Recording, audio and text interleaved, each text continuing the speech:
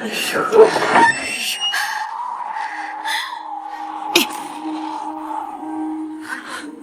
钗，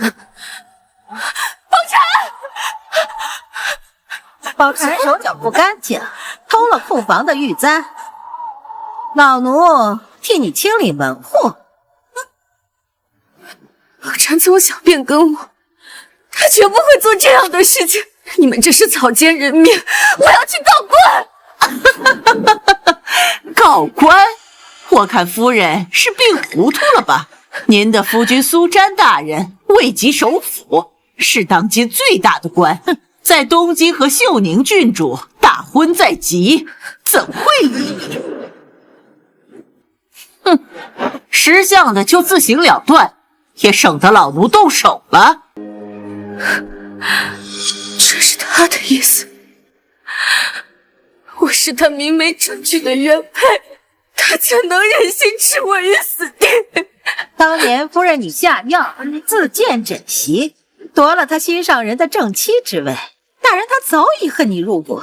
哼，如今新妇入门，你这老宅旧妻自然就该去死。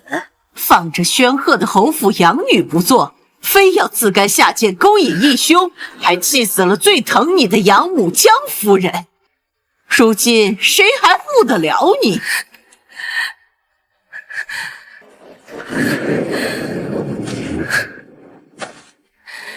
想我薛家满门忠烈，一身傲骨，我薛宁亦是如此。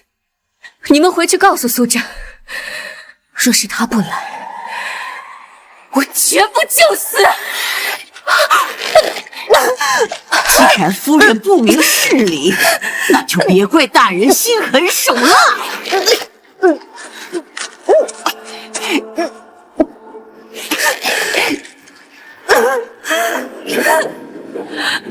若有来世，我绝不要嫁给苏瞻。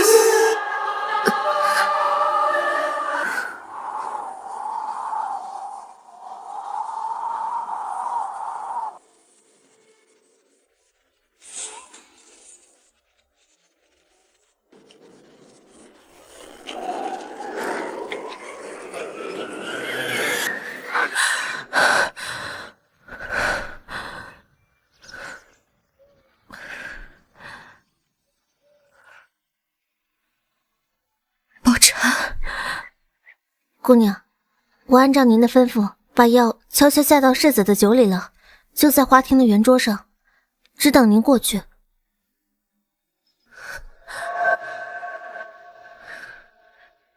这是10年前江夫人的生辰宴，那年我在宴上给苏瞻下药，沦为全东京的笑柄，深深气死了最疼爱我的江夫人，我也因此被关在老宅，永不见天日，直到我死。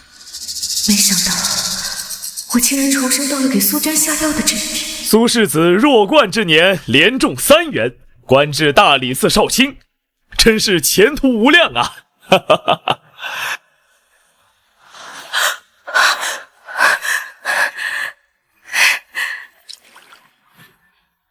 薛宁，你这是干？薛宁，你这是干什么？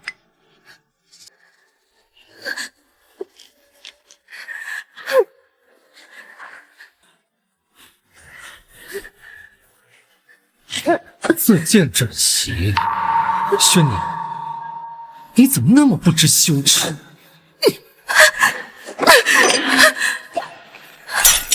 既然夫人不明事理，那就别怪大人心狠手辣。好歹夫妻10日，你竟然听信他人谗言，致使我身死。苏瞻，上一世你究竟是如何看待我？薛宁到底是侯府养出来的贵女，怎会在此间做出这等上不得台面的事？外界都说这薛宁对苏大人情根深重，此番举动是不是在故意引起他养兄的注意？宁宁，怎么了？夫人，前世因我执意要嫁苏瞻，害得江夫人气绝身亡，如今重活一世，顿不会再重蹈覆辙。哎，世子，夫人，你不是说平日里让阿兄少喝酒吗？这酒都不知冷了多久了，春日里喝凉酒伤脾胃。阿宁也是在为阿兄着想。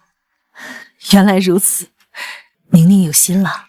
即便是这样，也不应该在大庭广众之下如此失态，成何体统？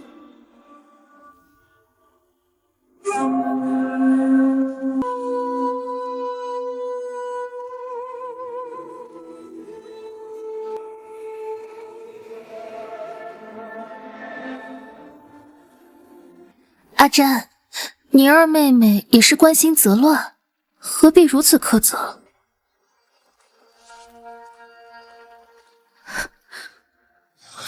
薛宁，你我没有推谢宁堂。亲眼看到了，你还狡辩！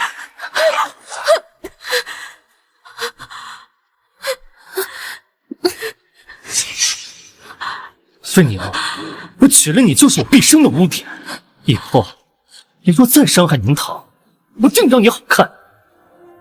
我没有。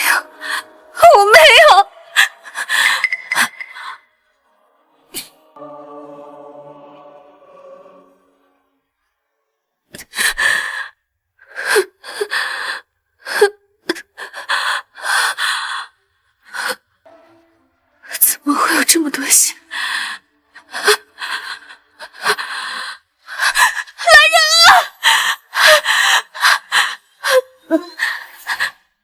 前世若非谢宁堂无心，我与苏战唯一的爱，又怎会落得个胎死腹中的下场？苏大人，今日外面风景甚好，可愿和我同去啊？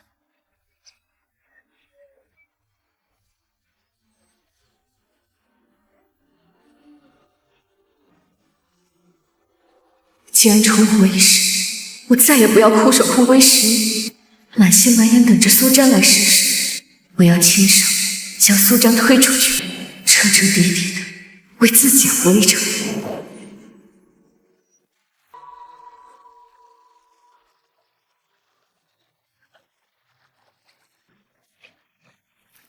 薛宁，你这是在做什么？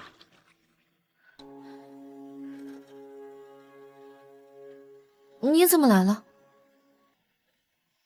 方才在席间，你打翻了我的酒杯，偷偷把酒壶藏起来，又来这里清洗，你是不是做了什么亏心事？我没有，我只是看着酒壶花纹精致，想着洗干净带回去收藏起来。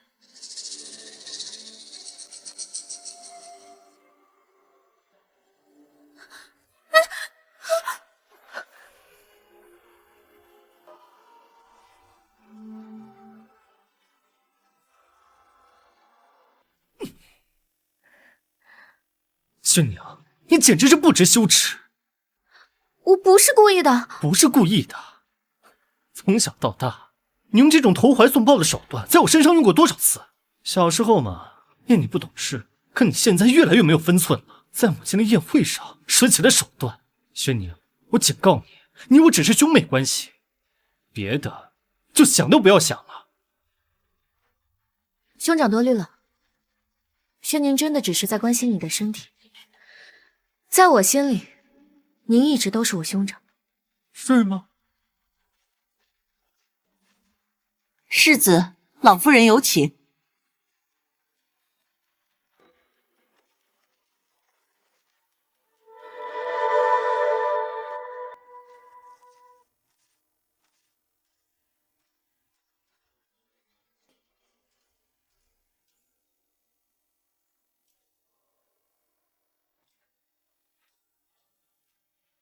什么风，把薛丫头也吹来了？薛宁妹妹怕是勾搭阿詹哥哥不成，跑来巴结祖母了，真是好算计。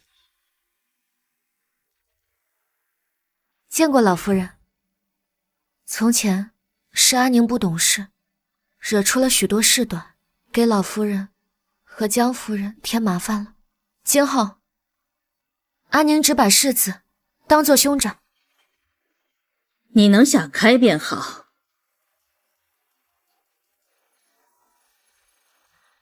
老夫人，侯府对阿宁恩情似海，今日当着众人的面，阿宁有一个不情之请，还望老夫人恩准。薛娘，我侯府容你是大恩，你若还想异想天开求着祖母让你嫁给阿詹哥哥，那你可就得寸进尺了。你有什么事，想好了再说。是江夫人要与阿宁致敬，阿宁无以为报，还望老夫人允许阿宁认江夫人为母亲，成为世子哥哥的亲妹妹。薛娘，你那些龌龊的伎俩我们已经见怪不怪了，如今还在这惺惺作态，难道是想欲擒故纵吗？晶儿，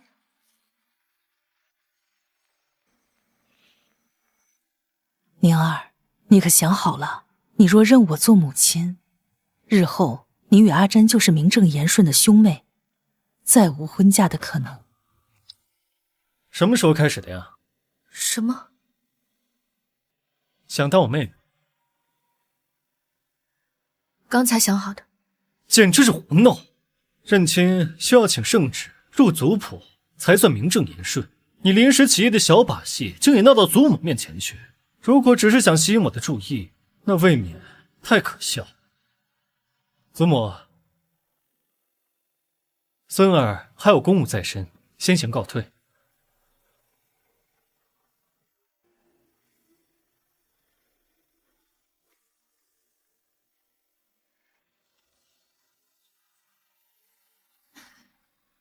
你这个丫头是怎么想的？真的要认我为母亲，和阿詹做亲兄妹？是。阿宁心意已决，夫人可否助我进宫面圣，求得圣旨？进宫面圣难如登天，若你执意要请旨认亲，2月2倒是个好时机。届时圣驾会出宫，前去镇国寺祈福。镇国寺？上一世我偷偷跟着苏珍去镇国寺，结果激亲国府世子曹节趁意潜入我的禅房，玷污我的名声，让我被众人彻底厌弃。这一次我定要让他付出代价。阿宁，你当真要和阿詹做亲兄妹？若是如此，你们以后就再也不能做夫妻了。是，在阿宁心中，一直都把世子当作兄长。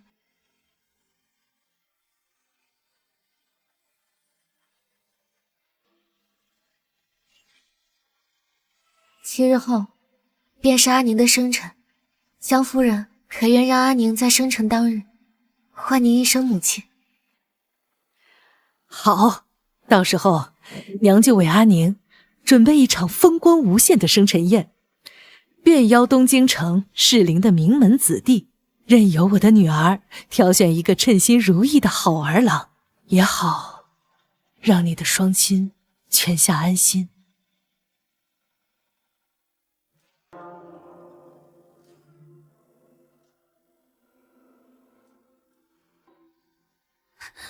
说真的，她一个寄人篱下的孤女，竟敢让侯府为她代办生辰宴，还由她来选夫。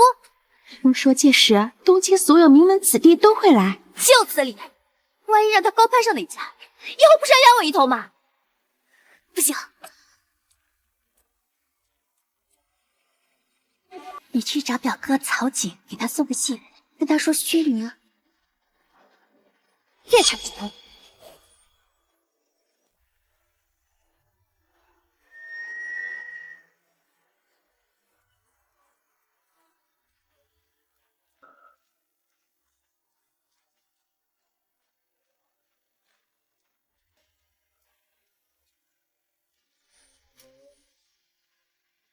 哎，那不是苏兄的童养媳吗？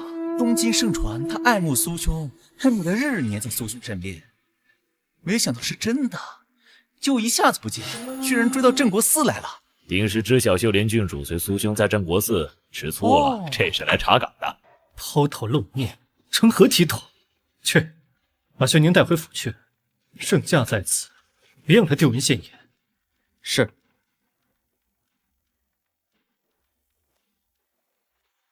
薛小姐脸皮越发厚了，都敢明目张胆纠缠我家世子，追到这儿。你胡说什么呢？我家姑娘是来镇国寺祭拜父母的。祭拜薛氏一直由夫人亲自前来，薛小姐何曾来了？怕是醉翁之意不在酒吧。世子有令，请薛小姐即刻回府，莫要纠缠世子，辱没侯府名声。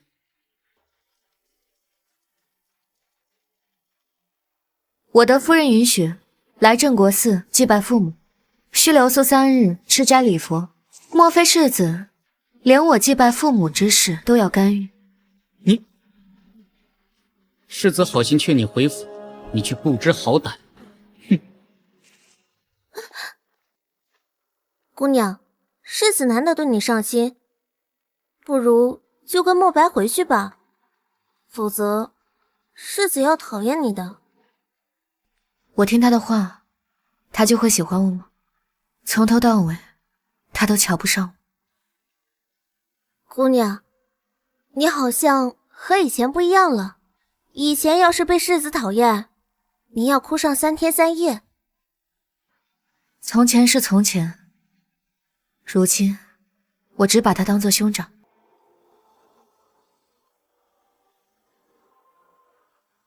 爹，娘，阿秀，前世女儿鬼迷心窍，一心痴恋苏湛，最后落了个不得善终的下场。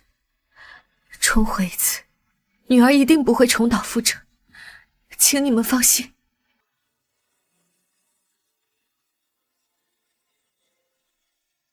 姑娘，你猜得真准，那吉庆伯世子曹瑾果然来了，昨日就在禅房住下了。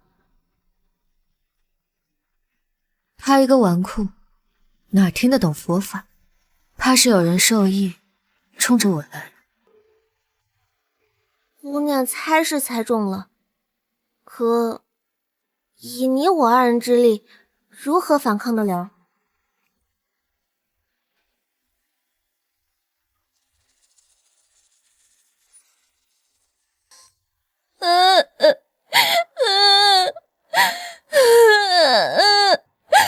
别哭了，妹妹，以后侯府就是你家。这是我的贴身玉佩，你拿着它，我的侍卫就会保护你。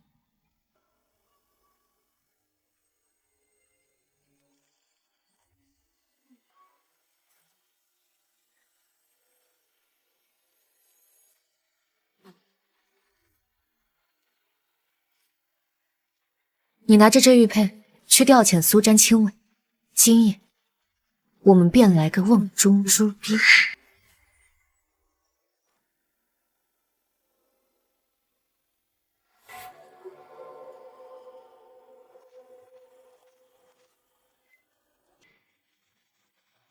轩宁回去了。回主子的话，薛小姐不仅没回去，还说要在这里过夜。什么？简直就是胡闹！真不知道他又耍什么把戏。能有什么把戏？不就是想跟主子在一起？他这种死皮赖脸手段也不是第一次。世子，刚刚薛小姐调走了你一部分亲文，不知道要去做什么。看吧，这薛小姐事多着呢。她在哪儿？带我过去。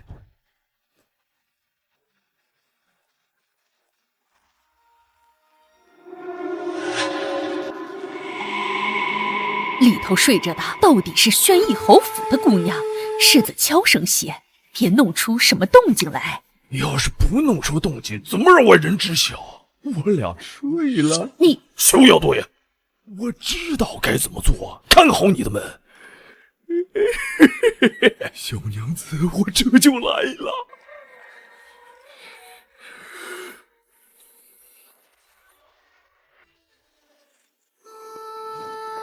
小美人儿，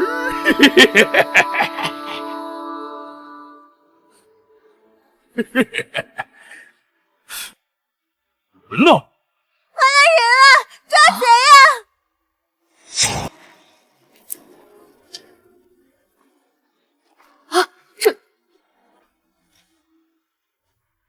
把里面的人抓起来。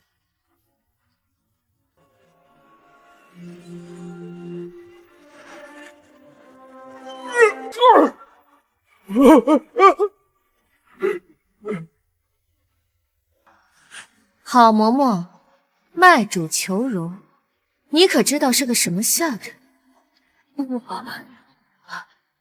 姑娘啊，姑娘，我错了，你就饶了老奴，老奴知道错了，我真的知错了。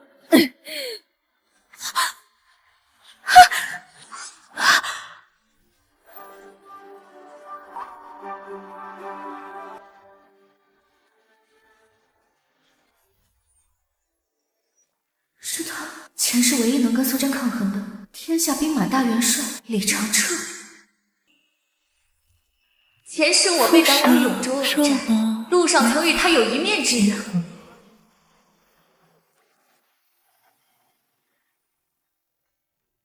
姑娘，看在下看傻了，在下的确长得英俊了些。我没有。小丫头，扶一下你家姑娘。先把人带下去吧。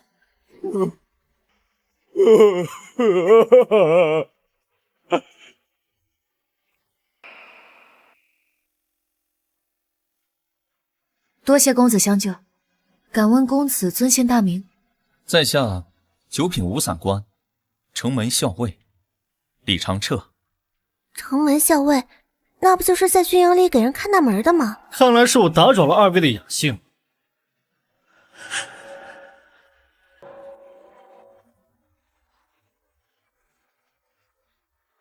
确实。阿兄怎么会在这儿？若是我回去了，岂不是看不到这一出好戏？我若回去了，怎么能看到今夜的好戏？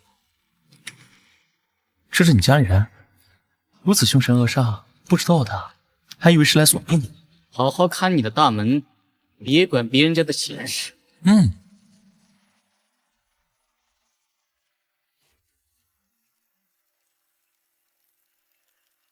轩宁，你胆子不小，竟敢私自调走我的禁卫。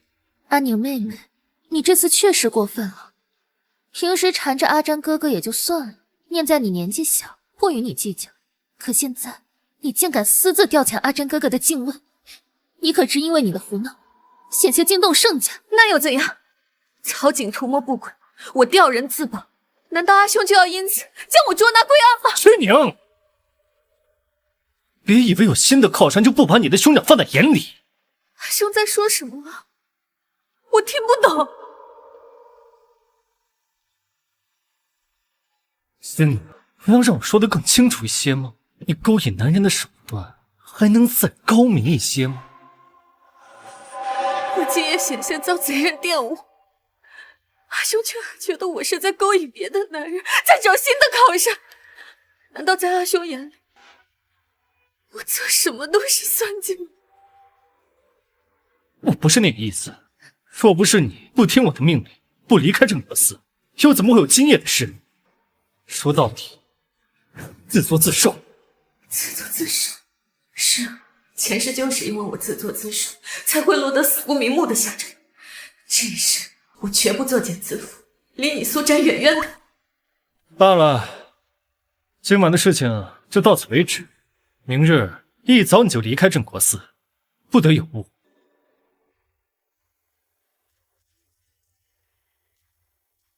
小姐，你刚刚真厉害，竟然敢跟世子那样说话。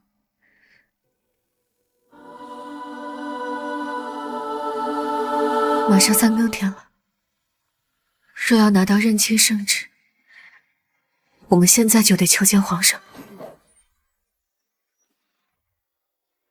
当年宫变，害得我们母子生灵10余年。待朕将宇文旦在朝中的势力连根拔起，便将彻儿的太子身份昭告天下。启禀皇上皇后娘娘，宣义侯府宣宁在门外求见。请他进来。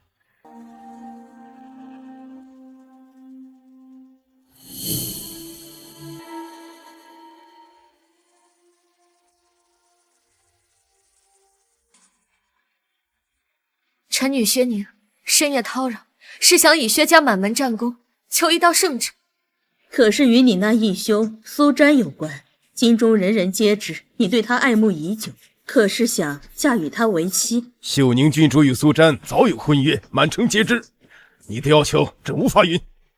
臣女并非是求赐婚圣旨，而是求一道认亲圣旨，还请皇上允许臣女认宣义侯府主母江氏为母，名入族谱，昭告天下。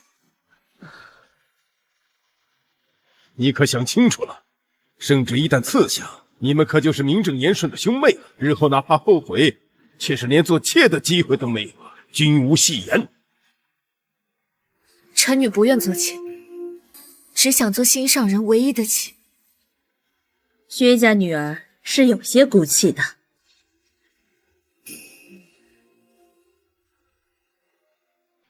臣女还有一个不情之请，还请皇上和娘娘将此事秘而不发。3日后便是臣女的生辰宴，届时臣女要亲自将此事昭告众人。好，朕答应你。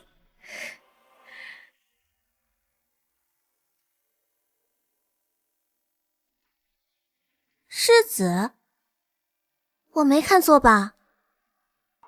世子竟然来找姑娘了。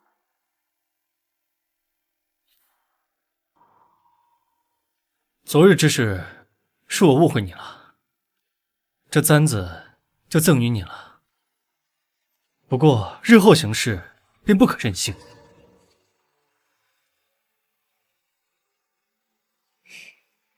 郡主来的正好，这是阿兄特意为你挑选的凤簪，你可喜欢？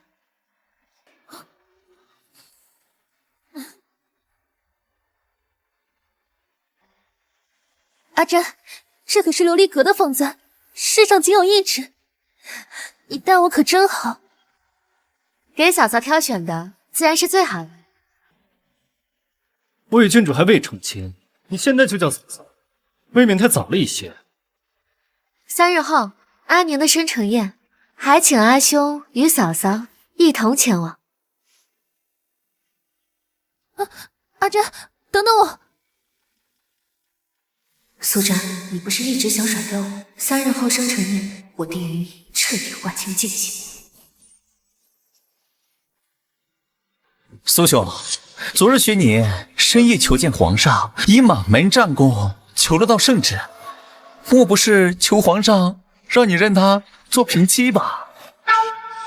你刚才说什么？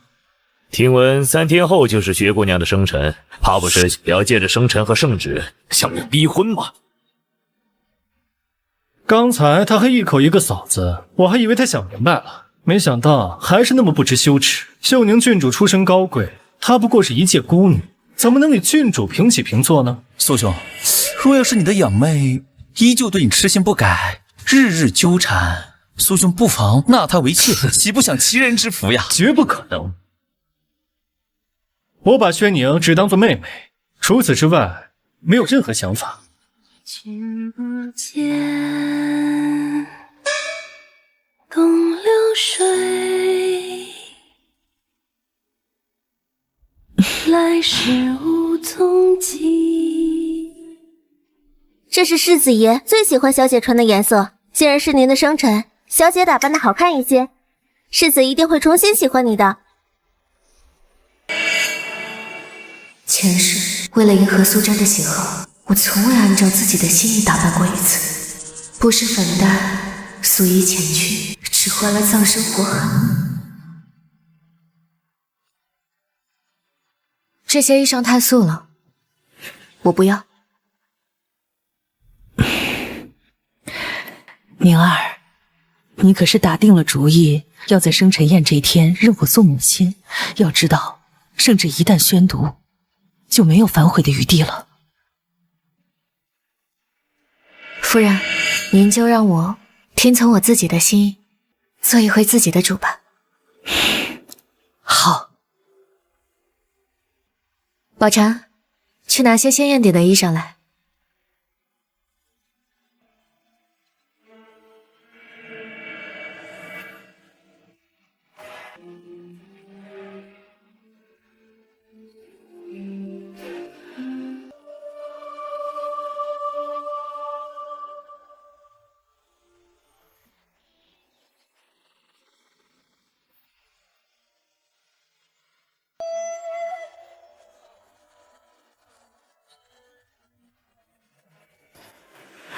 你们听说没？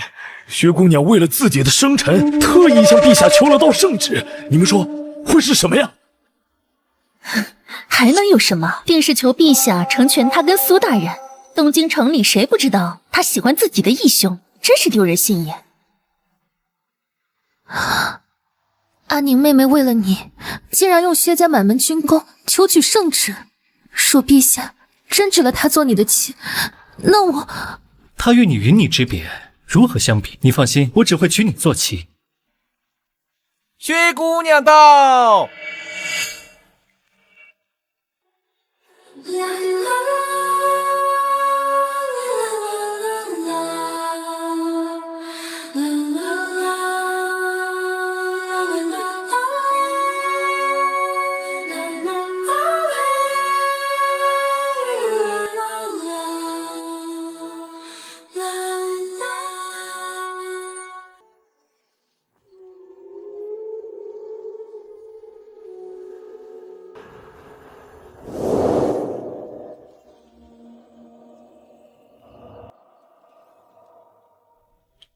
这是那个薛宁，竟然像换了一个人似的。从未见过薛姑娘穿得如此夺目耀眼，都把秀宁郡主比了下去呢。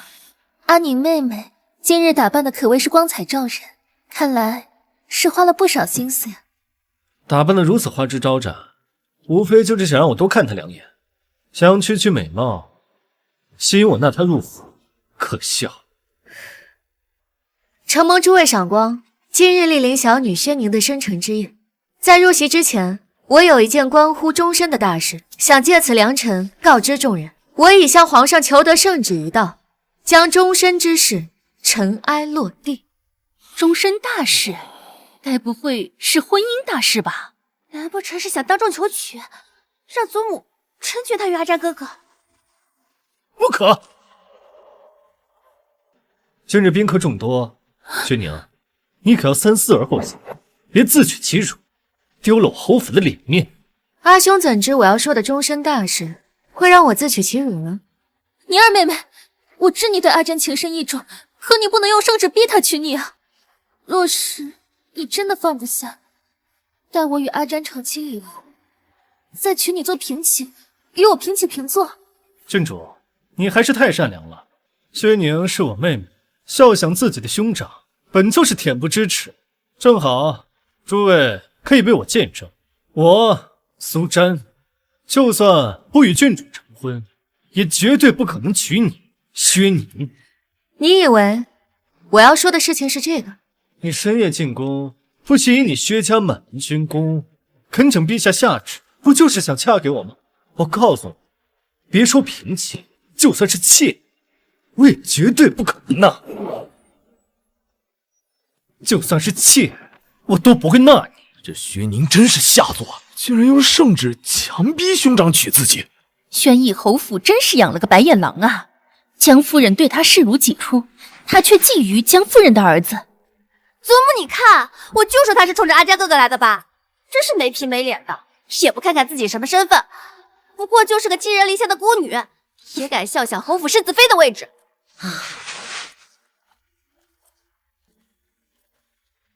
宁丫头，你养在侯府多年，一言一行代表宣义侯府，更是代表薛家满门忠烈。难道你要为了一己私情，让两家都沦为东京笑柄吗？阿宁，若是你父母知晓你要入侯府的事情，我想阿爹阿娘在天之灵也会欣慰的。大家快看看啊，薛宁为了逼婚穿得花枝招展的，不知道的还以为他要把这生辰宴当做喜糖呢。别胡闹了，薛宁，不要再做这等辱没侯府门楣的丑事，赶紧收手吧，不然别怪我不念旧情。阿兄怎就如此笃定？这道圣旨是赐婚圣旨。你的心思我还不懂吗？不要给我装模作样。阿瞻，这圣旨一下，阿宁和我们就是真正的一家人了，你怎能如此说他？一家人？薛宁，别以为你拉拢母亲，有母亲宠你，就可以如你的愿了。你，江夫人，我知道你宠爱薛宁妹妹，可是再宠爱，也不能让她这样肆意妄为，误了侯府名声啊！侯府还有待出阁的妹妹呢。嫂嫂说的是，养兄与养妹如何能成为一对？更何况阿詹哥哥还有婚约在身呢。我什么时候说过？这圣旨是要我嫁给苏詹了？你别胡闹！我说了，就算你拿圣旨压我，我也不可能同意。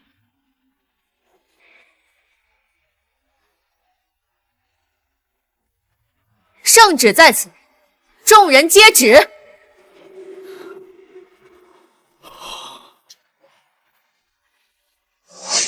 阿兄，你拒不跪拜，是不把皇上放在眼里吗？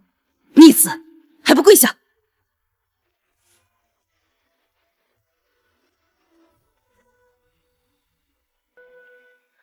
不就是将宣宁嫁给我？众人皆知，还需要宣读吗？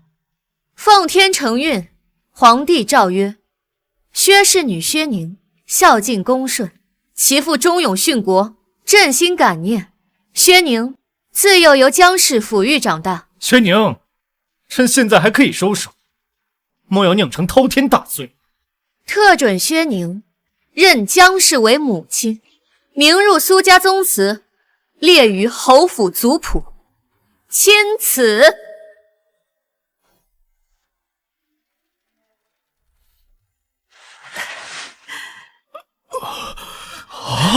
这是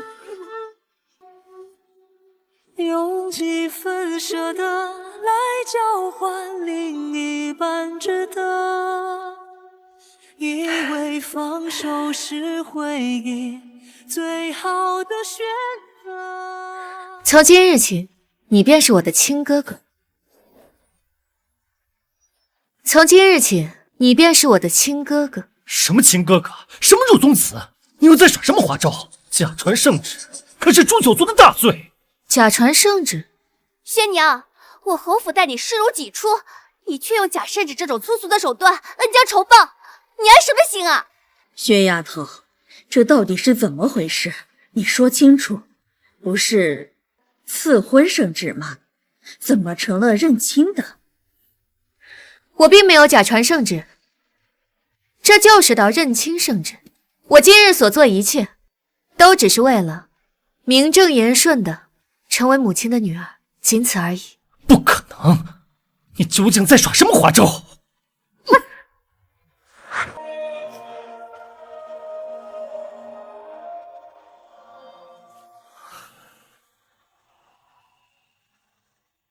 薛宁，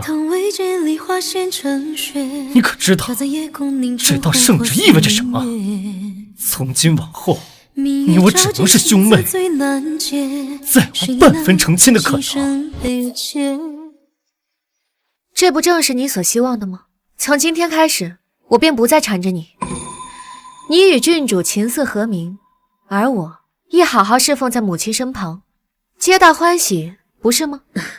你丫头这样懂事，也不枉我侯府养你多年。锦娘还不让人把族谱取上来，将您丫头的名字写入族谱，完成认亲仪式。是，老夫人。来人！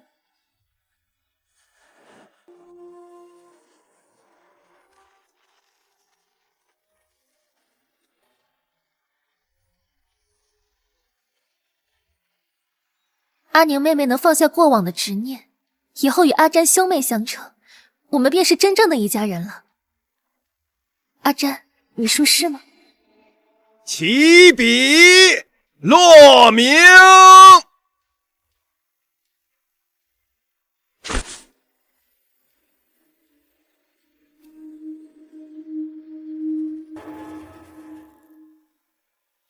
且慢！且慢！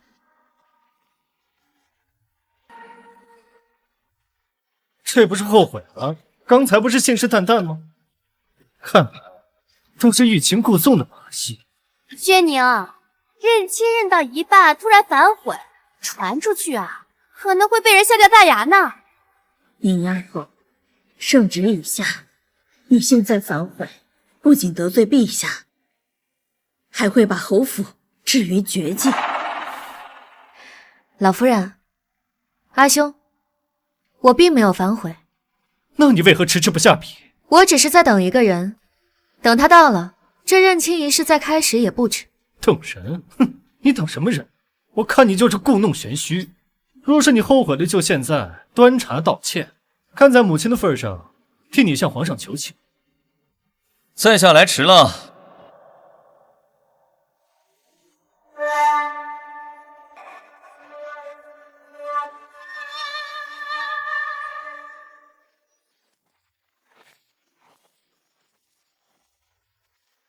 薛姑娘，生辰快乐！你的生辰礼。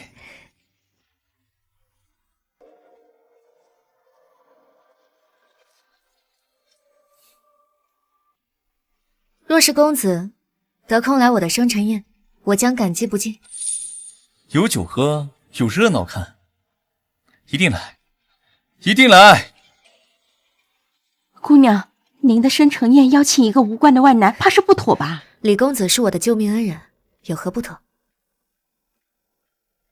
前世，李长彻是唯一能与苏瞻分庭抗礼之，与他打好关系，总是没有坏处的。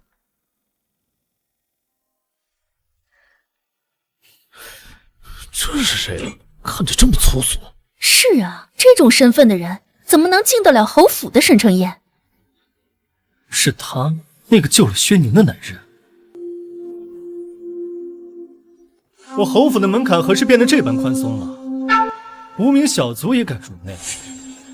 我是薛小姐的救命恩人，别说进得了侯府，就算往那儿坐，也当得起。李校尉是我的救命恩人，今日他能前来，我倍感荣幸。看来他还是在故意气我。若真心想认我做兄长，为何要找这种来路不明的男人？不过就是想引我吃醋罢了。起笔落名。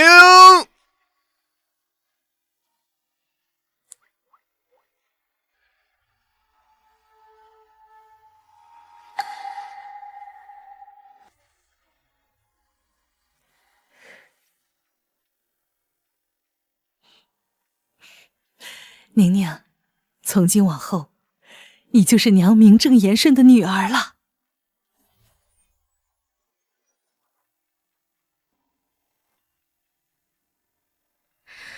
母亲在上，请收女儿一拜。从今天起，我便好好侍奉在母亲身旁，替您养老送终。哎，我的好女儿，快起来！恭喜江夫人喜得一女。以后薛小姐就是世子的亲妹妹了，日后婚事还得让您多照看照看。这薛小姐的认亲礼，世子身为兄长，中途离开，恐怕会被人说兄妹不和啊。刑部公务不得有误。什么公务差着一时半刻的？薛姑娘既已认江夫人为母，按规矩也该向你这位兄长斟茶问候。等喊完这声兄长，你再走一步时。阿占，认亲讲究的是圆满，公务再急也不在乎这一杯茶的功夫。来人，奉茶。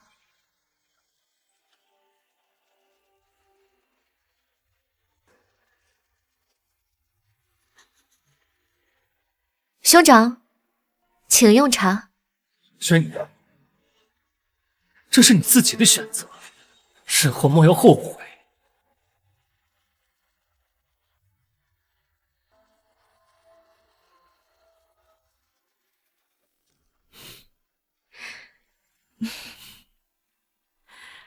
感谢诸位赏光，来见证小女的认亲之喜。宴席过半后，诸位可去后花园里赏花投壶，尽情的热闹一番。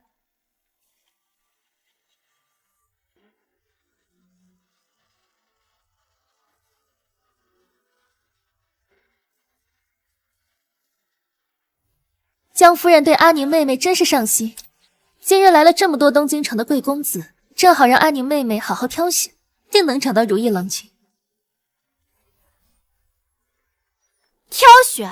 我看她根本就不会挑选，之前费尽心思嫁给阿扎哥哥不成，如今故意任期留在侯府，他就是想找个借口不嫁人，好永远缠着阿扎哥哥。这是打了一手好算盘。原来他打的是这个主意。不会吧？阿宁妹妹既以任江夫人为母，与阿詹以兄妹相称，想必是已经放下了。嫂嫂，你真是太善良了。他想要什么东西啊？我门儿清。你要是不信啊，我们现在就去后花园看一看，有阿詹哥哥在，他还会不会与其他人一组？阿詹，你不是还有公务在身？眼下认亲已经结束，不如先回去处理公务。无碍，耽误不了一会儿功夫。我倒要看看他葫芦里卖的什么药。这头壶啊，应2两为伍，不如我们各自组队吧。今日是薛姑娘的生辰，理应让薛姑娘先挑选队友啊。诸位先挑吧，我随意就好。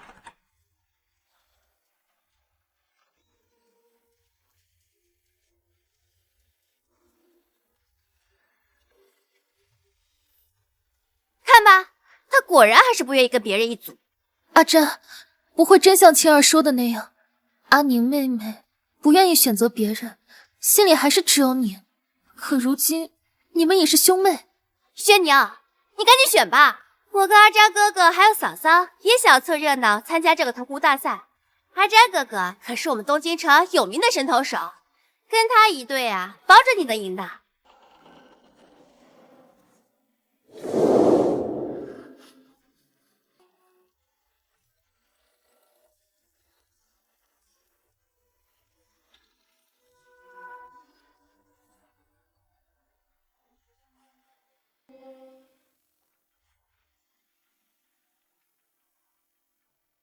李校尉，可否愿意与我组队投壶？不知公子可否愿意与我一起组队投壶？你确定？薛姑娘，不选你兄长那种投壶高手，反而选了我，就不怕我对投壶一窍不通，拖累你？上一世，我为了讨好苏詹，在后宅百无聊赖的日子里，日日苦练投壶，早已熟能生巧，可惜都没能换来他的意义。公子是否愿意相信阿宁？信。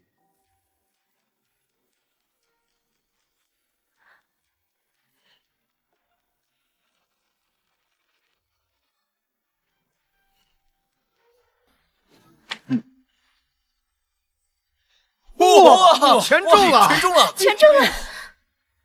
跟一个连投壶都不会的人组队，你是想直接放弃吗？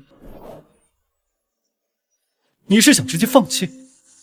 投壶原本只是个游戏罢了，本就是图个乐子，又不是什么生死较量，何必要争个高低输赢？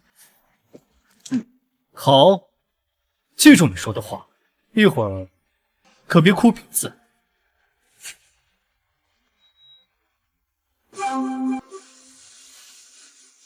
小姐，世子他好像生气了，要不要去解释一下？跟不相干的人有什么可解释的？李公子，我们开始吧。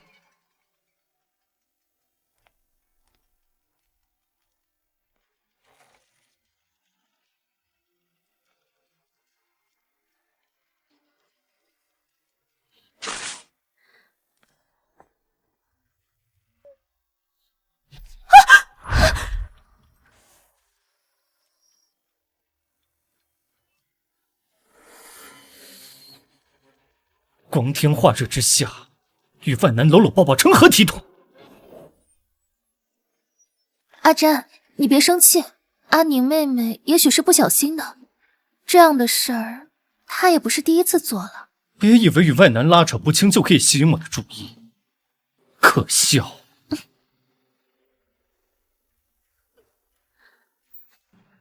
这是我第3回救薛小姐喽。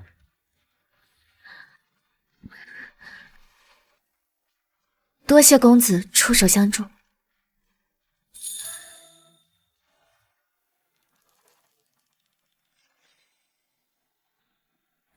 苏小姐，你要是再不长记性，伸出不听使唤的腿使坏，在下不介意帮你卸了。詹儿，你在刑部任职，身边想必有不少年轻有为的同僚，若是有合适的，你给阿宁相看相看。上回生辰宴，东京城的世家子弟几乎都到齐了，怎么都没有相中的？问过阿宁了，他没拿主意。既如此，又怎会看得上我的同僚？娘，他的手段你还没看明白。所谓的认亲，不过是想留在相府继续纠缠我罢了。薛宁他依旧是对我痴心不改。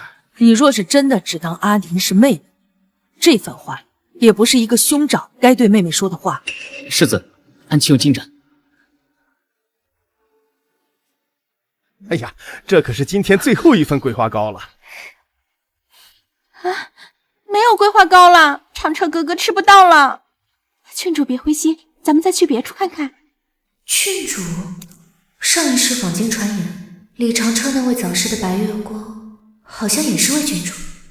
来，你拿好。谢谢老板。请问这位姑娘可是认识李长车李公子？你也认识长车哥哥，他是我兄长。李公子对我有救命之恩，这份桂花糕就让给姑娘你了。你真好。我叫薛嫣然，还未请教姐姐芳名。薛宁。我请你去前面的茶馆喝茶吧，就当是谢你了。好啊。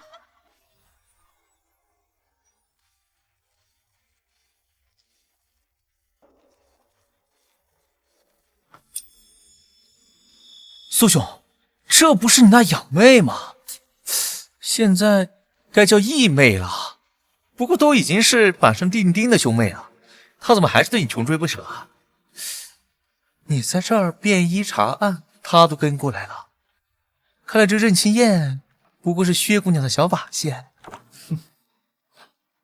之前一口一个兄长，叫的比谁都生疏，如今我走到哪儿跟到哪儿。这种装作巧遇的手段真是拙劣。哈哈哈哈啊！怎么是这家茶馆？上一世苏瞻就是在这里遭遇刺杀，虽无性命之忧，却也身受重伤。看来此地不宜久留。郡主，外头有花灯，咱们去瞧瞧。好呀。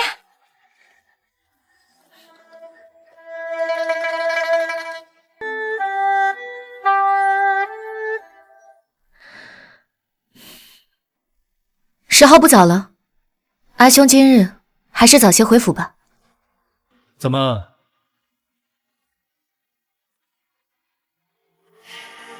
你的小心思被我说中了，想落荒而逃啊？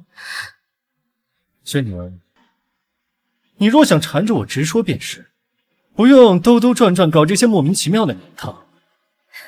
苏大人，你说什么？您姐姐是我拉来的。苏瞻，拿命来！大胆！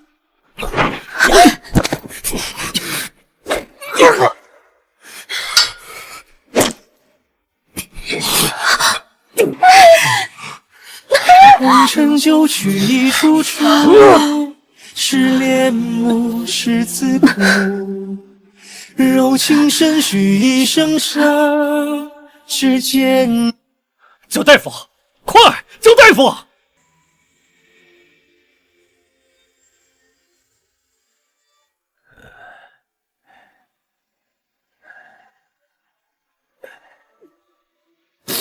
阿宁，你这是怎么了？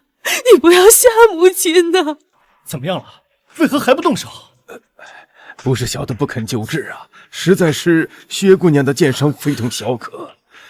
只要拔出剑刃，必定会心口大出血，九死一生啊！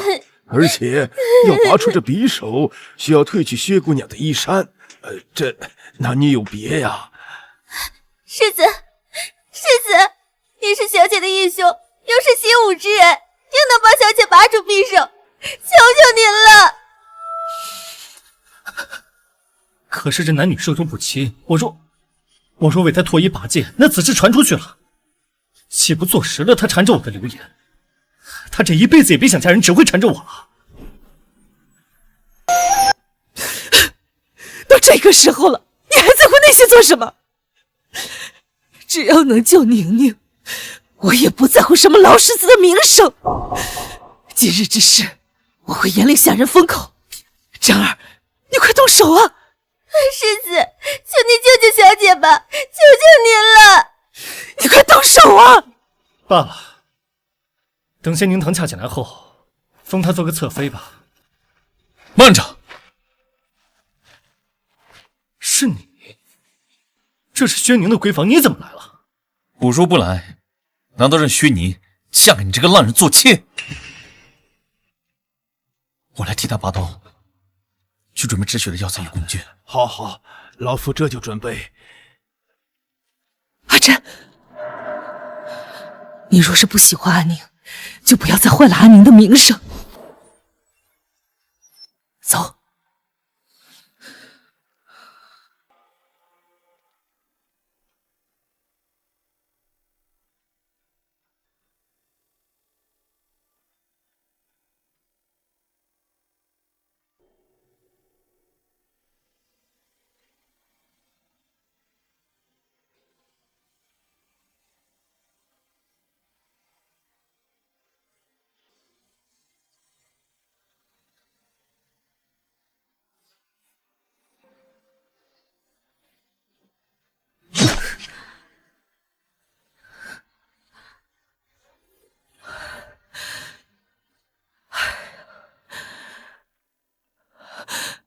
菩萨保佑，阿宁一定要平安无事啊！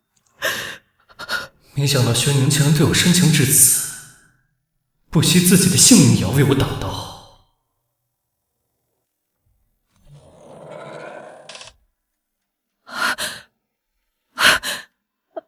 阿宁怎么样了？江夫人放心，薛宁并无性命之忧，只是伤势过重，还需好生静养。那我去看看他。去给你家姑娘打些热水擦拭身子。多谢李校尉救命之恩。先起来。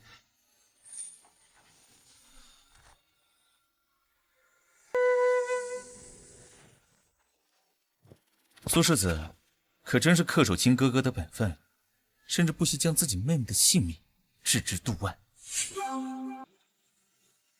我警告你，今日之事，不准向外透露半个字，更不准以此为借口来纠缠薛宁。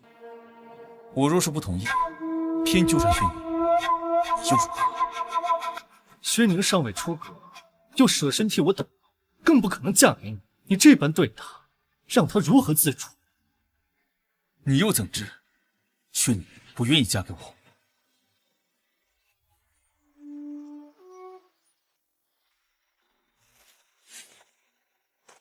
你又怎知薛宁不愿意嫁给我？痴心妄想，你不过就是一个九品小官，薛宁的婚事也轮不到你头上。送客。在下改日再来看望。李校尉是薛宁的救命恩人，这等义薄云天，就该让全东京的人都知道。是。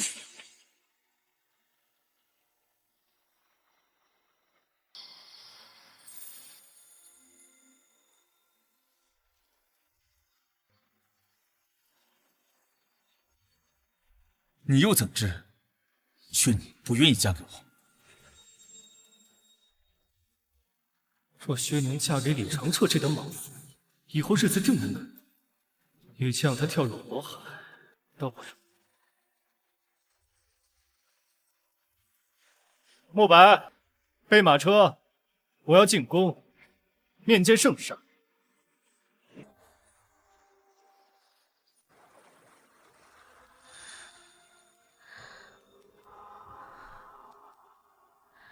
宝钗，宝钗，姑娘，你可算醒了，这几日担心死奴婢了。薛宁，薛宁，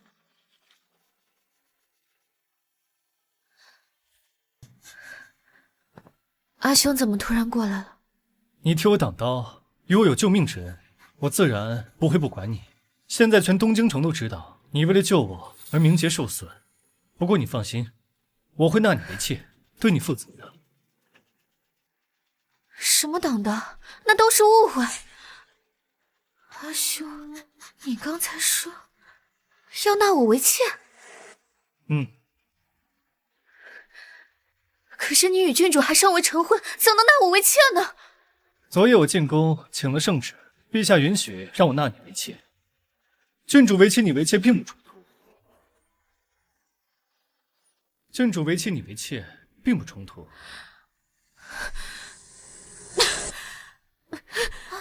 好了，你好好休养着，等身体好了，便抬你入明月阁。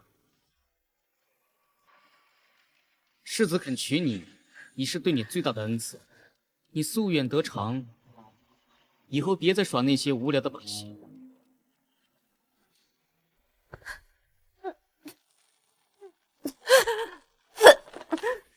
你还狡辩！薛宁，我娶了你就是我毕生的污点。以后你若再伤害宁堂，我定让你好看。他将我的真心践踏了一辈子，最后薄情寡义，将我烧成了一把灰烬。如今纳我做妾，也不过是怜悯与施舍。难道要我重蹈前世的覆辙？不，我绝不！我不嫁，我死也不会嫁给他。小姐，你别激动，小心牵动伤口。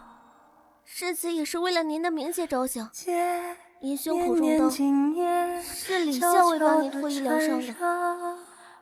李长彻，是李校尉帮你脱衣疗伤的。李长彻，是。此事不知被谁传了出去，现在京城里到处都是流言蜚语，说您名声尽毁，再也嫁不了好人家。世子他娶你，应该也是想保全您。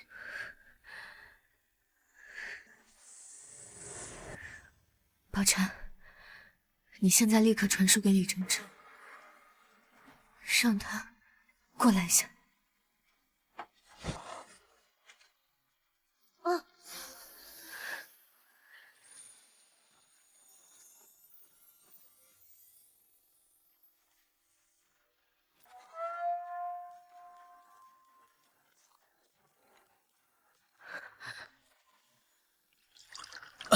李校尉为何不从正门入内？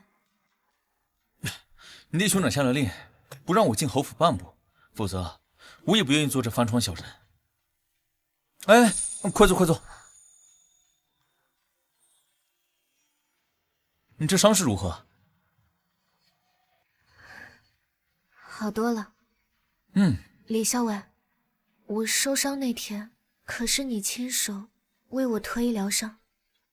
是，那日情况紧急，为了救你，迫不得已。你不会要秋后算账吧？哦，没有，我不是那种恩将仇报之人。只是此事传得沸沸扬扬，说到底，是我连累了你。李校尉，可否愿意娶我？啊？可否愿意娶我？啊？若是不愿意就算了，我再想想其他法子。哎，别，我也没说不同意啊。其实我也不想瞒你，我之所以贸然提出，是因为你想摆脱苏珊。对，我不想嫁给他做妾，只要能远离他，粗茶淡饭，我也愿意。你不喜欢他？不喜欢。好，我答应你，不日我就差人把生辰庚帖送来，你选个日子，剩下的交给我。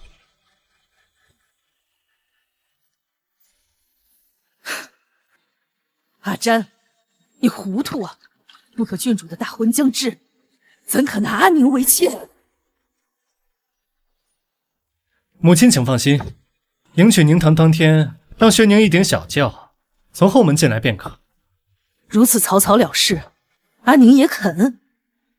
薛宁被外男碰了身体，早已不清白，能嫁入宣仪侯府做妾，是她的造化。再说了，她从小在侯府长大，吃穿用度皆由侯府供给，听我的安排自然是没错的。就劳烦母亲转告祖母，就此安排吧。我不同意！你凭什么这样对待我的阿宁？她可是你入了族谱的亲妹妹。圣旨已下，木已成舟，你还是早些为轩宁准备嫁妆。混账东西！宁丫头看着比前几日好多了。你为阿詹挡刀，侯府上下铭记。以后七云阁要什么，你只管跟我提。多谢老夫人，阿宁没有什么想要的，只想好好侍奉在母亲身旁。阿詹想纳你为妾，你可愿意？阿宁已有意中人，不愿意嫁给阿兄。我也不同意。阿宁是入了侯府族谱的，是我的嫡亲女儿，是阿詹的亲妹妹，又怎能嫁给我的儿子？岂非乱了人伦纲常？是何人？是生日宴那日到访的李长彻、李校尉。这李校尉，我在生日宴上见过，是个品行不错的好孩子，只是他出身草莽，官职又低，你嫁过去，难免会受苦的。娘，李校尉多次救阿宁于危难之中，且同我说终身不纳妾，阿宁愿意嫁给他为妻。你们两情相悦，再好不过。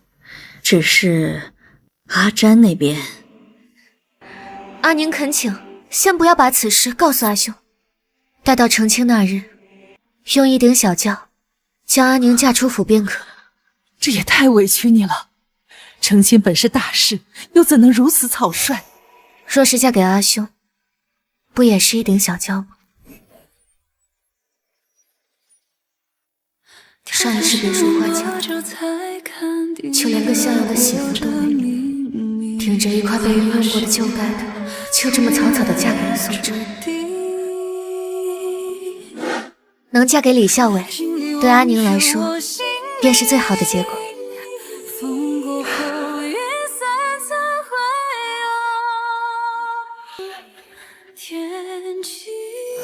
好，也好。阿詹并非你的良配，母亲知道，母亲会为你安排好一切的。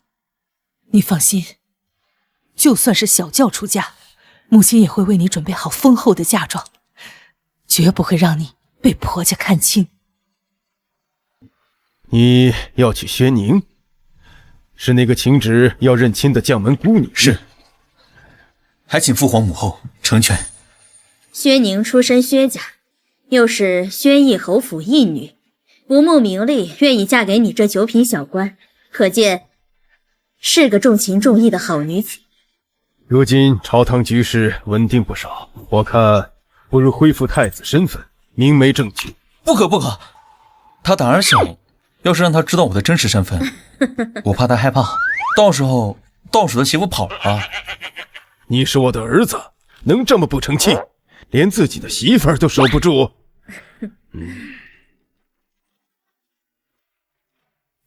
追了2辈子，今天是进度最快的时候。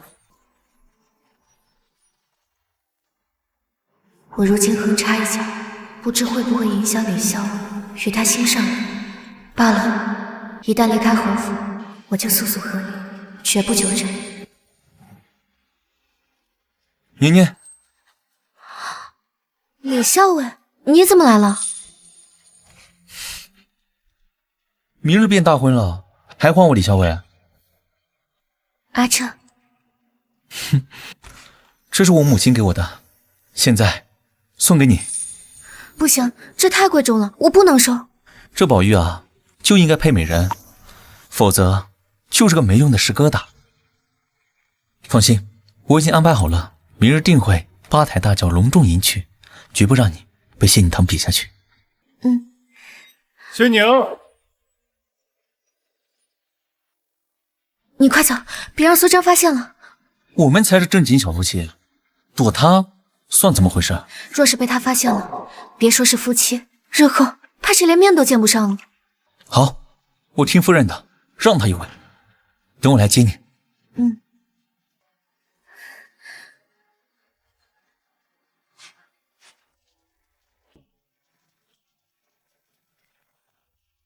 怎么了？慌慌张张的。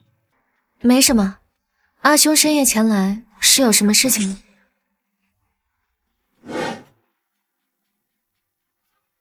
这是城南一间绸缎铺，我赠予你的，算作你的嫁妆。你有什么可不高兴的？这可是东京的黄金店铺，算便宜你。莫白，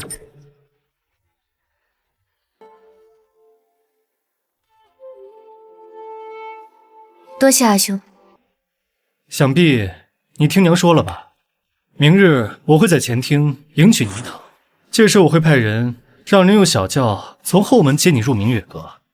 以后你就是我的妾室，只要你安心听话，以后我会让你有个小孩。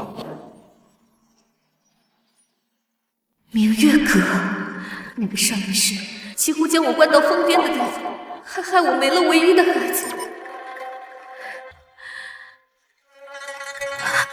你，阿兄，夜已深，还请早些回去歇息吧。都要叫我为妾了，还做这种欲擒故纵的模样。你好好准备吧。哼。明日过后，我将彻底摆脱前世寄人篱下的苦难，摆脱苏真的控制。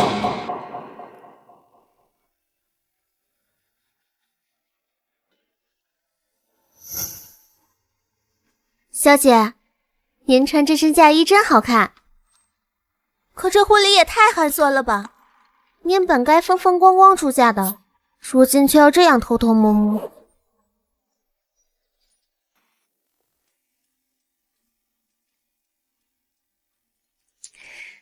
能摆脱苏瞻，为自己而活，哪怕婚礼简单些，我也无怨无悔。嗯。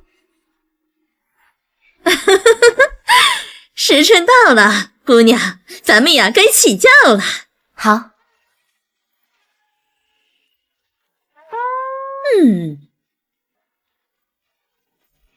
起轿！1、2、3，起！来外面，哎，好嘞。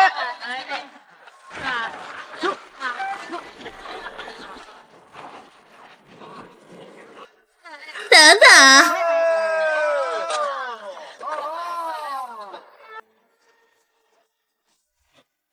薛姑娘，请您下轿片刻。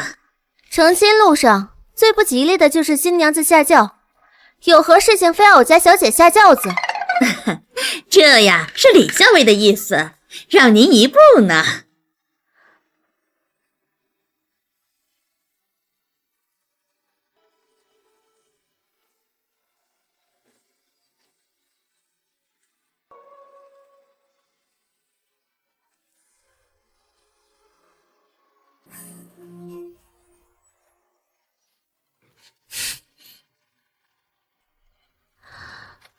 怎么，看傻了？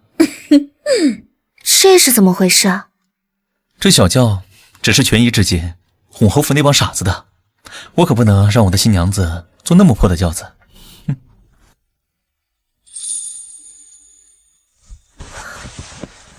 哼，走，回家。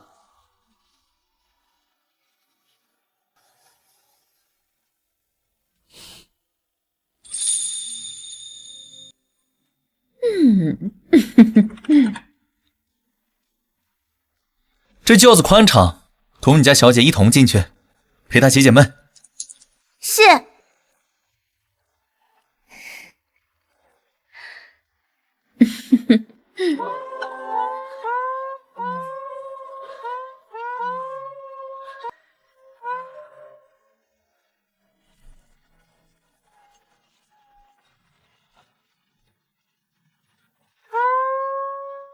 李长彻，你今日也成婚？怎么，看不出来？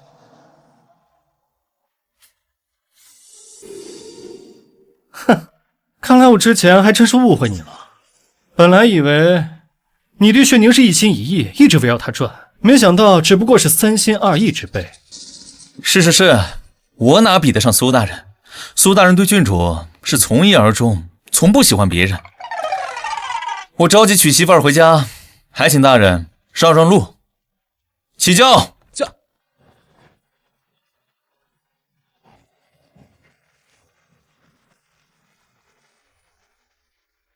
苏瞻，今日过后，你我再世无缘，永世陌路。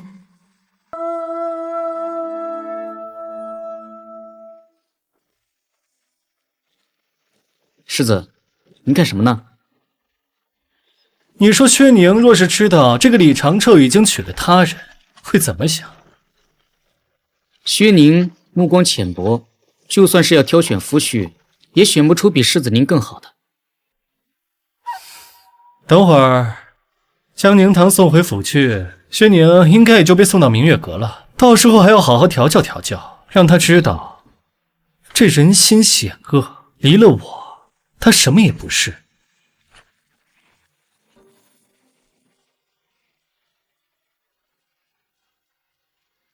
夫妻对拜，好，恭喜新郎官，贺喜新郎官！大家吃好喝好，恭喜新郎官！恭喜新郎官！恭喜新郎官！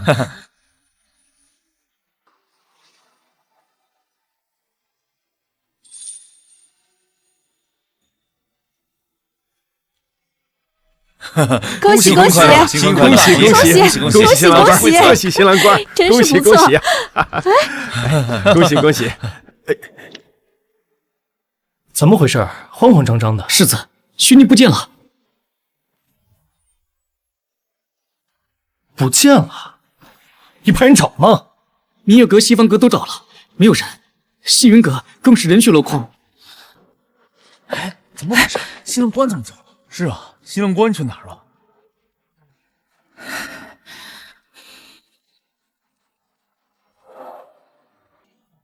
薛宁。阿詹，你不必找了，安宁已经出嫁了。出嫁？她嫁给谁？我怎么不知道？我已经求了圣旨，她只能做我的妾。圣旨是死的，人是活的。安宁不愿做妾，她已经嫁给了李长彻，今日也是她的大喜之日。不可能，她只能嫁给我。站住！今日是你和郡主的大喜之日，你身为宣义侯府的世子，当着满府宾客的面，抛下自己的新婚妻子去找别的女人，成何体统？母亲，这李长彻就是一个九品小官，薛宁嫁给他，能有什么前途？他定是气我，让他做小妾，不甘心故意气我，才下嫁他人。我作为他的兄长，绝不能眼睁睁看着他羊入虎口。我觉得薛宁肯定放不下阿詹哥哥，他一介孤女，除了我们宣义侯府，还能依靠谁？李长彻不过就是个军营看大门的货色，能给他带来什么？他一定会后悔的。不许去！阿宁之所以瞒着你出嫁，就是怕你做出出格的事情来。母亲，薛宁好歹是你女儿，你就这么愿意看她下嫁一个小官，将后半生托付给一介草莽？你这般愤懑，究竟是以兄长之名去担心小妹，还是打着兄长的幌子行私心之举？你对阿宁当真没有其他半分心思？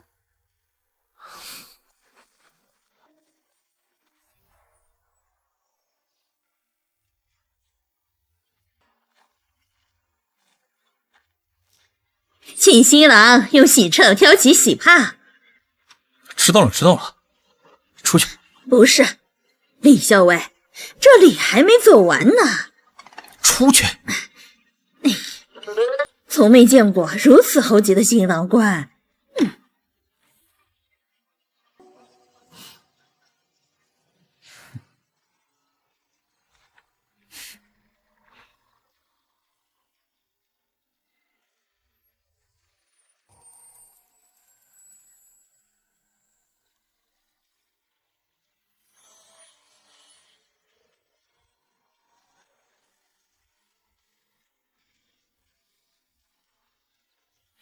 我家年年真好看。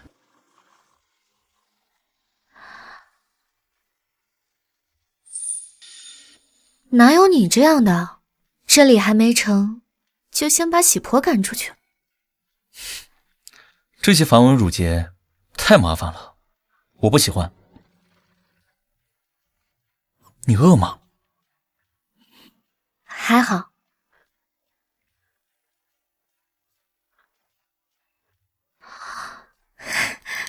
枣花糕，这只有侯府的嬷嬷才会做，你从哪儿弄来的？我从侯府顺来的。线下人都被我捆在灶台上，给你做点心呢。啊？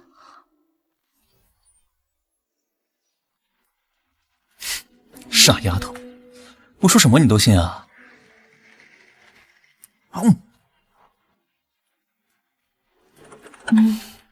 其实我能顺利嫁出宣义侯府，已经很满足了，实在不必如此破费。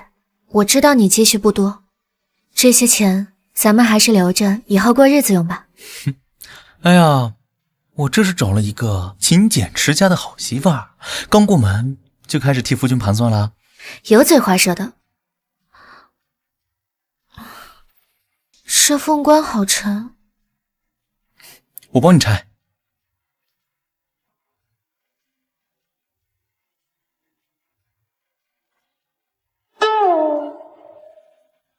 这凤冠也太繁琐了，你怎么戴上去的？是喜婆给我戴的。按理来说，也是喜婆来摘。那喜婆应该还没走远，我重新去请。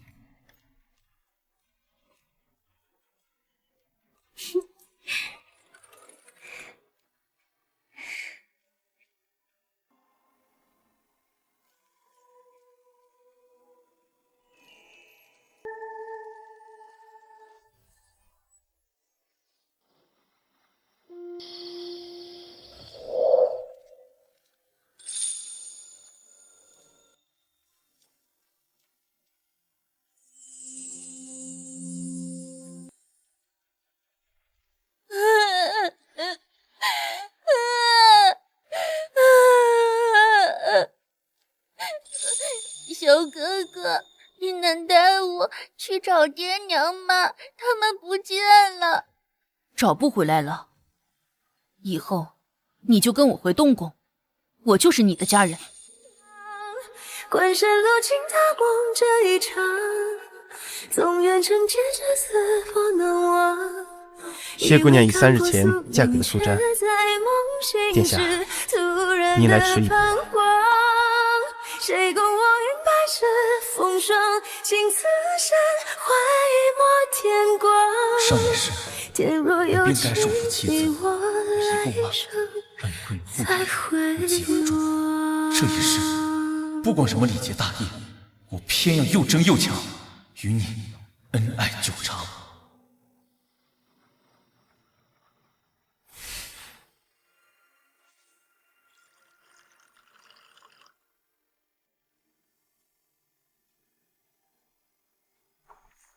这都快子时了，世子跟世子妃还不……别多嘴。世子该先洗帕了。出去！这般愤懑，究竟是以兄长的名头担心小妹，还是打着兄长的幌子行私心之举？你对薛宁就真的没半分其他的心思？薛宁，你只是我的妹妹，只是妹妹而已。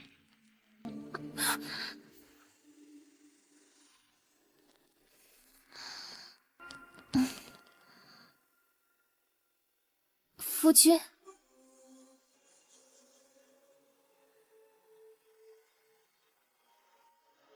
夫君，薛宁，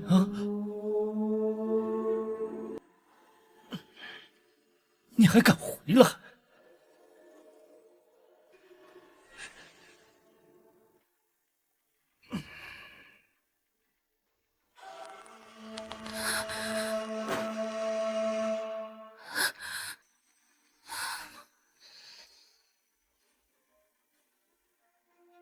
夫君，是我。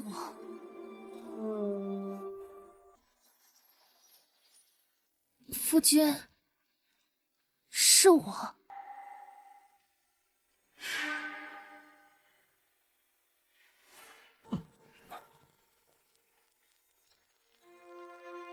我喝多了，你早点休息。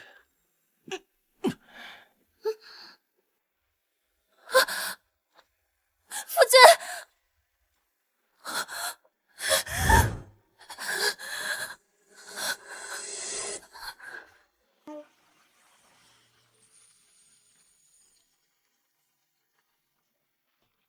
做我的夫人，你日后该生气生气，该甩巴掌甩巴掌，把那些惹你生气的人打得别再唧唧歪歪才好。原来被人坚定的护着是这样的感觉。铲铲哥哥，铲铲哥哥，安宁姐姐，郡主好，我先进去了，你们聊。薛宁啊薛宁，你怎么忘了？李长车喜欢的是薛嫣然啊，我跟你李长车之间不过是一场契约。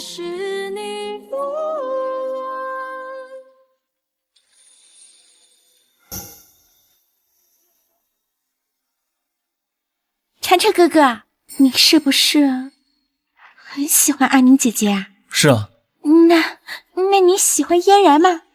我喜欢你，就像亲哥哥喜欢亲妹妹一样，你永远是我的妹妹。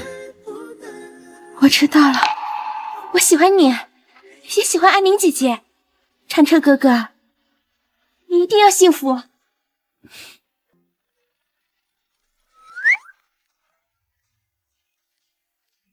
我为你准备的聘礼、回门礼全在这儿了。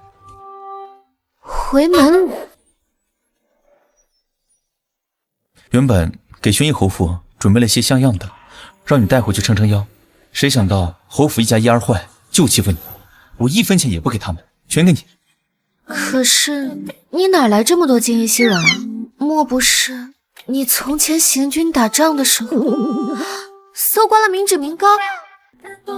你这小丫头，脑子里想的都是些什么？你夫君我是这样的人吗？自然不是。你若是想知道后天15宫宴，随我进宫，到时候你就知道了。15宫宴，尚是这次宫宴发生惊天巨变，东宫太子回归，彻底改变了朝堂格局。还有，那时我被困在后寨，对具体变故一无所知。长城，我总觉得宫宴里会有不好的事情发生，你可不可以不要去？放心吧，我不会有事的。我可舍不得让我家宁宁当寡妇。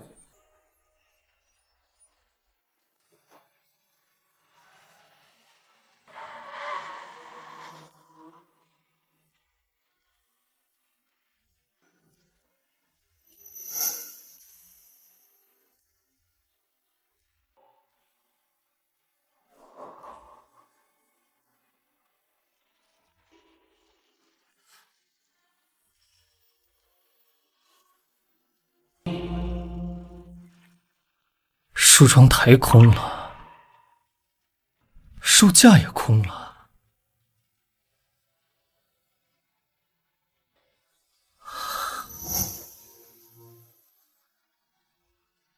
走的倒是干干净净，看着好像这侯府没有他的痕迹似的。世子，您之前送薛小姐的白玉簪还有平安玉佩，被薛小姐留下了。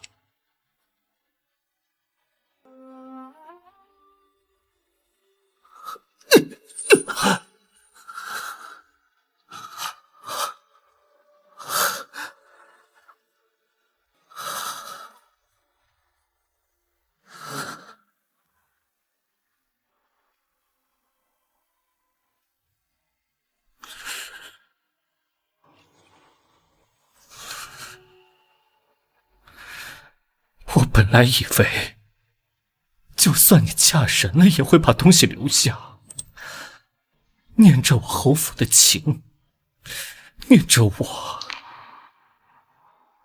可是你把东西都丢下了，是要彻底跟我做个了断，是真的不打算回来了呀？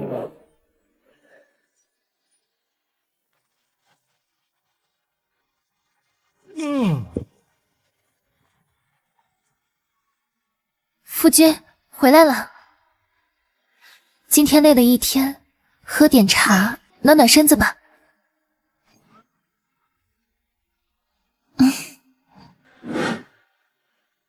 他定是生我的气，觉得我对他不够好，不够关心，连他喜欢什么讨厌什么都不知道。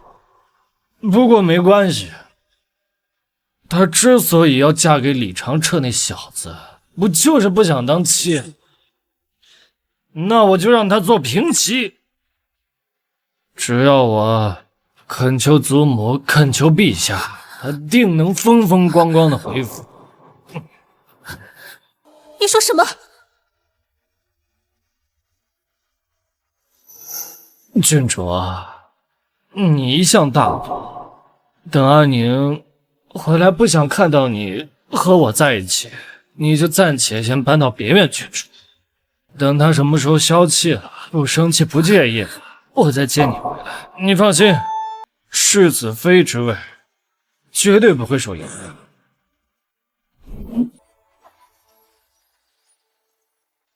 仙女，既然你要回来抢我的位置，就休惯我，心狠手辣了。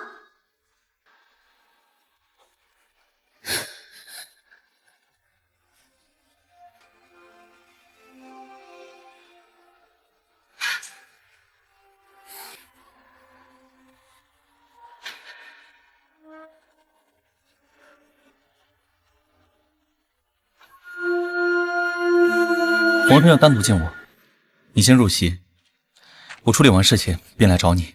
你一个城门校尉，还能单独见见皇上？一会儿你便知道了。我先走了。咱们走吧。阿宁，之前的确是为兄做的不大妥当，让你匆匆下嫁他人。以后我会好好待你。等下宫宴开始，你坐我旁边。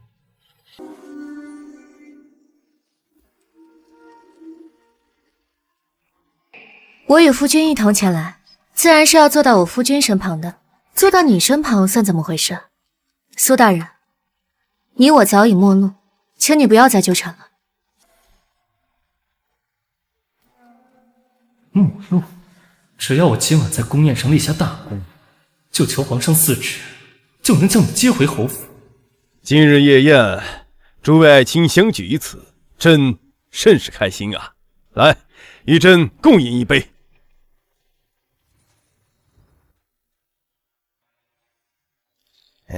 今日夜宴，皇后娘娘何故缺席呀？皇后得了风寒，就住在未央宫休息。皇后娘娘如此孱弱，如何能辅佐皇上治理后宫啊？皇上不如另择他人吧。宇文旦，你放肆！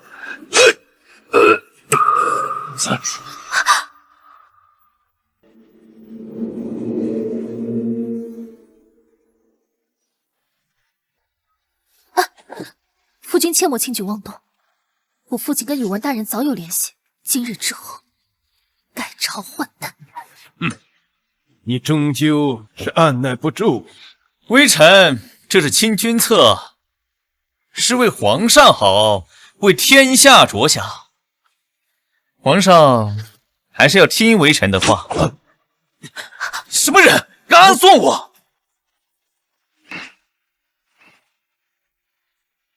九品五散关城门校尉李长彻前来护驾。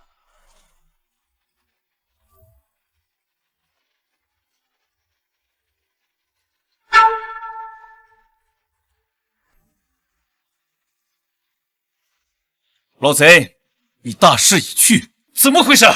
虎符在我手中，御林军怎会听你调遣？虎符在我手中，御林军怎会听你调遣？这要问问你的好女婿啊，这虎符是他给的我。忠义王宇文旦结党营私，意图谋反，多亏苏爱卿及时通风报信，调包虎符，还救朕于危难之中了。阿珍怎么会知道我爹跟宇文旦的事情？这是臣分内之事。把犯顺作乱的一干人等通通拿下。苏爱卿，你救驾有功，要什么赏赐尽管开口。臣不求加官进爵，也不求金银珠宝，只求陛下一道圣旨，赐薛宁给臣做平妻。赐薛宁给臣做平妻。这恐怕不行啊。苏湛，你是不是脑子被门夹了？还想让阿宁做你的平妻？你怎么不求皇上赐你当阿宁的小妾？我做大，你做小，咱仨把日子过好。你说什么？你是不是巴不得我这么说？我呸！想得美，鬼迷心窍的贱人！陛下，你也看到了，李长彻如此粗俗不堪，绝非良配。就算臣不能迎娶薛宁，臣也恳请陛下赐李长彻、薛宁和离。这也不行。为何不行？朕早已看中薛宁。陛下，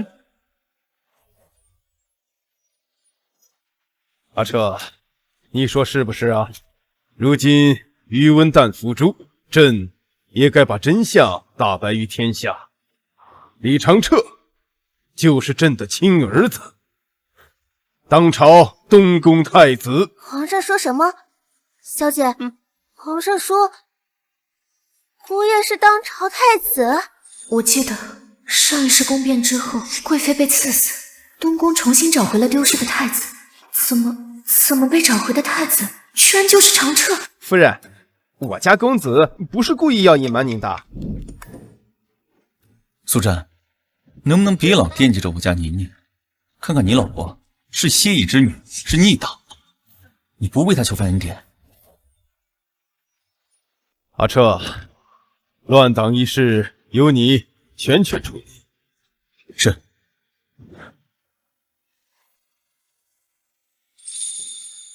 宁宁，这位秀宁郡主曾给你使了不少绊子，还得交由你处置。谢宁堂还不快求求宁宁，让他保你这条狗命。宁堂，快向玄宁请罪认错。苏湛，你娶了我，把我当成一个摆设，现在为了让我苟且偷生，就让我向他摇尾乞怜吗？别说这些气话了，你现在只能这么做才能保全自身。好，我认罪。轩宁，你去死吧！你小心！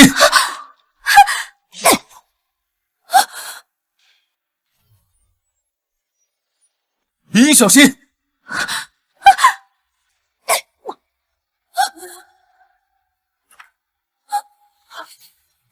大人，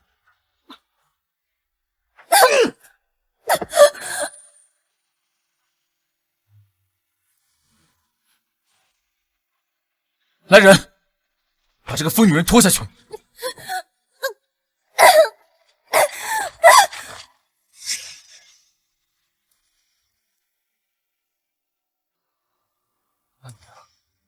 我错了，我知道错了，别走，不要走。东宫无太子诏令，闲杂人等不得入内。劳烦通禀太子妃，宣义侯府莫白有急事求见。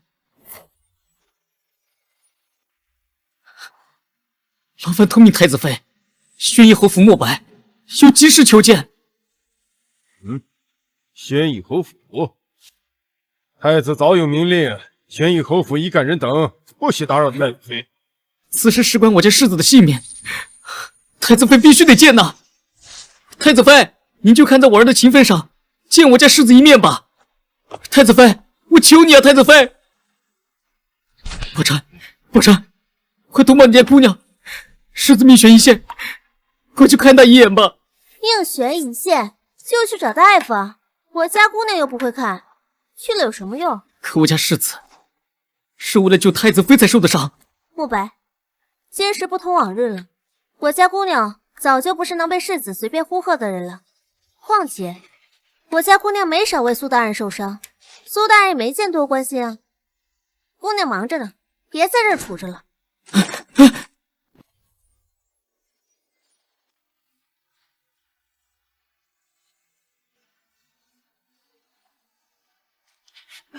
世子节哀，夫人已经被烧的只剩下这具尸首了。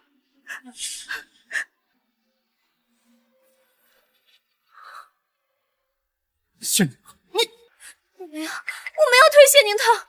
你亲眼看着，你还狡辩！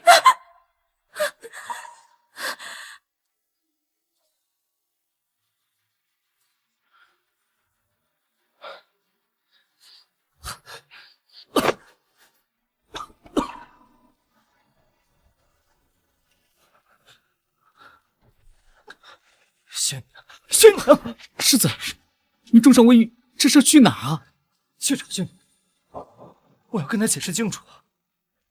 世子，宣宁已经是太子妃了，您是要硬闯东宫吗？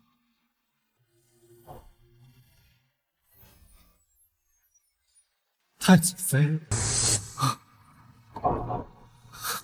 是她是太子妃，我是她兄侄，我们也是天壤之别。世子，如今逆党平定，皇上正式封了长彻为太子，是不是也到了我跟他履行和离契约的时候？宁宁，看我给你带了什么好东西。这红梅开得最艳，我折了几只给你做插瓶，这几只能香上好几天呢。如今宫里风平浪静，我也终于能休息了。那你打算什么时候和离？和离？你怎么突然提这个？是因为我隐瞒你身份，你生气了？我不是故意瞒你的，是宇文老贼一直盯着我，我的身份要是暴露，第一个遭殃的就是我，然后就是你。我向你发誓，这是我最后一次瞒你，以后我的事都与你说，绝不藏着掖着，好不好？我知道你心里一直喜欢着别人，我不会霸占你心里人的位置。我心里有别人？我怎么不知道？我心里除了你还有别人？你刚刚说什么？你是我心里唯一的人，而且我都殷勤了那么久，你还觉得我心里有他人？你不是应该喜欢嫣然君主的吗？你们青梅竹马，又门当户对，他平日对你又是那样。嫣然只是个爱哭爱闹的小丫头，我只是把她当妹妹。你难不成是在吃她的醋？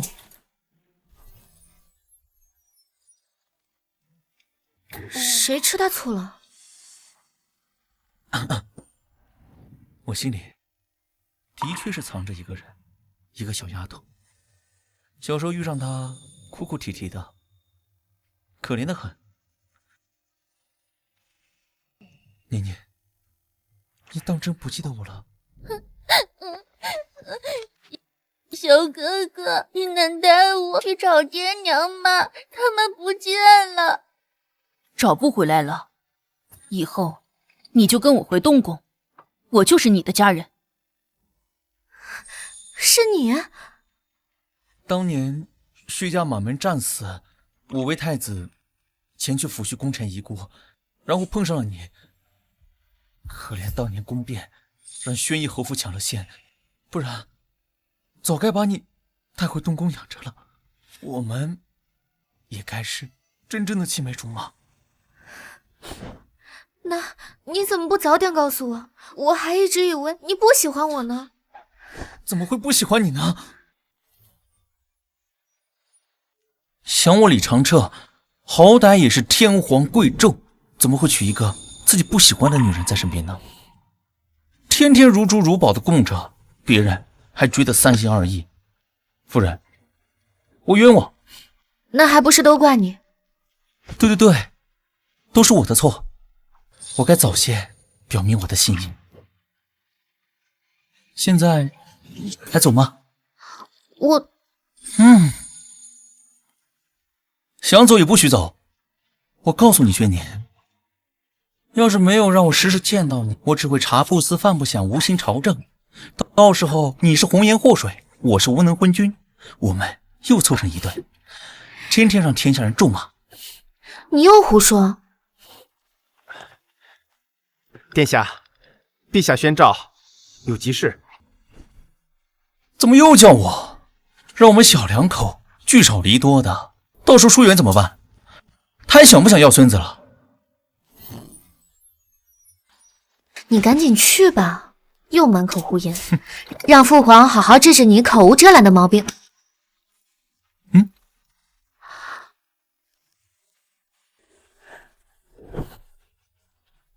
去吧，在这等我。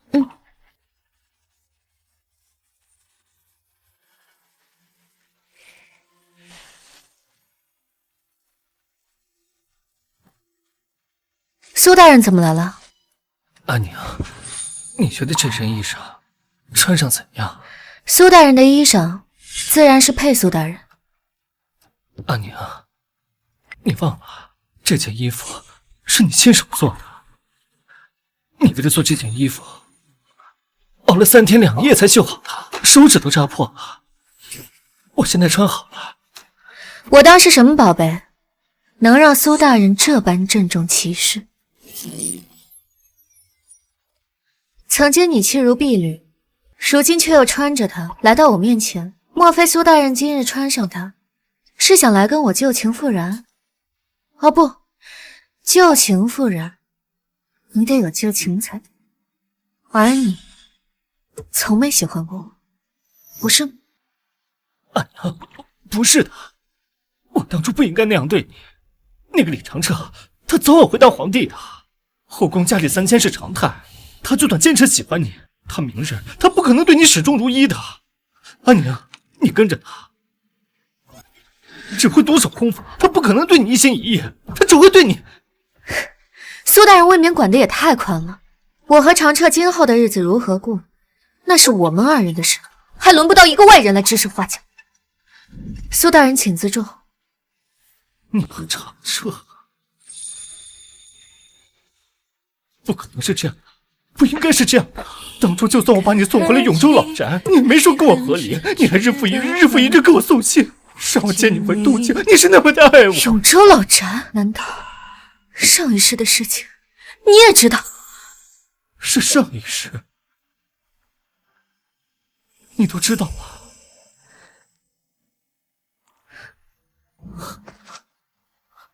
我只记得你将我丢在老宅，聪明至死。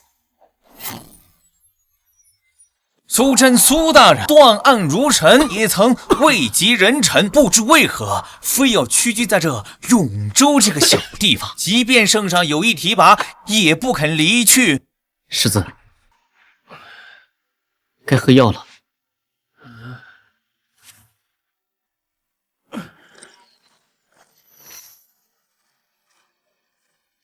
外面好生热闹啊，是什么动静？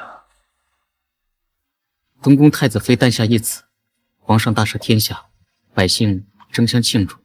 若你还有半分愧对我之心，就请你永远不要再出现在我面前。庆宁23年，永州县令苏瞻卒于苏州老宅。庆宁33年，先帝驾崩，嫡子李长彻继位，册立薛宁为后，帝后同心共治，天下太平。